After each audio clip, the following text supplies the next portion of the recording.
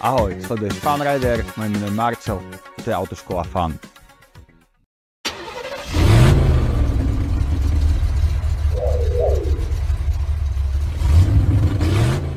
Tak čaute naši milovaní diváci, dneska pokračujeme zase v téme parkovanie.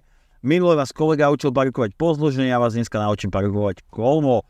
Máme dve metódy, ktoré budeme používať, alebo ktoré ja používam. Jedna je taká klasická cvičisková, autoškolacká, a druhá je taká, nazvime to frajerská, tým, že už sú ľudia alebo vodiči vyjazdení, už majú trošku skúsenosti, tak to môžu robiť trošku akoby dynamickejšie a rýchlejšie. Takže poďme na to.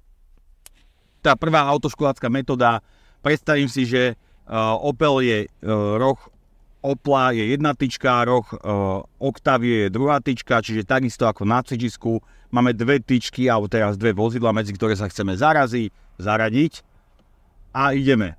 Roh Opla, prvá tyčka, nastavím si ju tak, aby som ju mal zárovno zádkom nášho auta, čiže sa ju snažím nájsť v tom malom okienku, super, máme.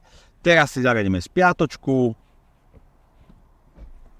otočím plný volant doprava a pomalinky cúvam na to miesto, kde chcem byť, a teda počúvam hlavne senzor a sledujem si spätné zrkadlá, aby som náhodou na boku nenaboral do nejakého vozidla, ale aby som podľa senzoru bol dostatočne ďaleko, aby som ho nenacúval. Ako náhle vidím, že som v pohode, vyrovnám si, alebo teda natočím si plný doľava a povyťahnem sa toľko, aby som v spätných zrkadlách zase videl tie dve čiary, čo sú tu namalované, alebo teda tu sú zámkové dlažby, aby som videl, že budem pekne rovnobežne s tým parkovacím miestom. Následne si vyrovnáš volant a pekne docúvaš až do konca. Tieto dve auta, ten Opel s Octaviou, stoja pekne, takže my sa vlastne si zacúvame pekne podľa tých dvoch vozidiel. Super. No a to je všetko. Jednoduché, ľahké. Odporúčam samozrejme každému, nacúvajte si na tie parkovacie miesta, lebo keď pôjdete dopredu, tak pri vychádzaní môže byť veľa aut na parkovisku a už budete mať problém sa dostať vonku. Čiže vždycky sa vám lepšie vychádza z parkoviska, keď idete dopredu. Dobre, ideme druhú metódu. No a druhá metóda pre, nazvime to, pokročilejších bude taká, že zase máme tie tyčky, ako keby na tých autách. Túto metódu sa v autoškole neučíme, lebo nemáme na to v podstate čas, keďže tých hodín, ktoré máme na učenie, nie je až toľko. No a druhá metóda je v podstate taká, že idem dopredu a vlastne keď si predĺžim toto auto, tak moje spätné zrkadlo by sa malo ako keby zrovnať s tým autom.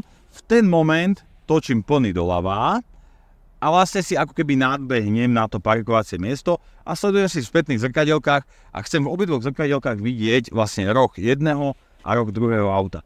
Tedy si dám spiatočku a zase cúvam, sledujem si čiary a pekne zaparkujem podľa čiary. Táto metóda si samozrejme vyžaduje trošku viacej praxe, lebo musíte aj cúvať a stále manipulovať volantom, aby ste si našli tú svoju polohu, to svoje miesto, kde máte byť.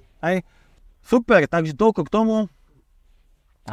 Už viete parkovať, takže netreba sa bať ísť na vianočné nákupy. Za chvíľku to prichádza. Moja rada od vás, pre vás, od nás pre vás, moja rada od nás pre vás, vždy parkujte tak, že si na parkovacie miesto nacúvate. Samozrejme dá sa ísť aj predkom a veľa vodičov vchádza predkom na parkovacie miesto, ale samozrejme pri vychádzaní, keď ja neviem, tu bude koncert nejakého detského speváka, nejdem menovať nikoho, ale bude tu koncert nejakého detského speváka a natrepe sa tu plné parkovisko rodičov s deťmi a každý zaparkuje nejak a ty si zaparkoval predkom, tak budeš mať možno potom problém výjsť. Čiže preto vždy nacúvame a keď vychádzame pekne dopredu a máme prehľad, rozhľad, čo a ako. Nezabúdajte, samozrejme, keď máte nejakú tému, ktorú by ste chceli spracovať, dajte nám o tom vedieť a my to pre vás spracujeme.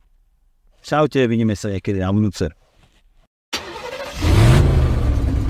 Lajkujte, komentujte, zdieľajte a čaute.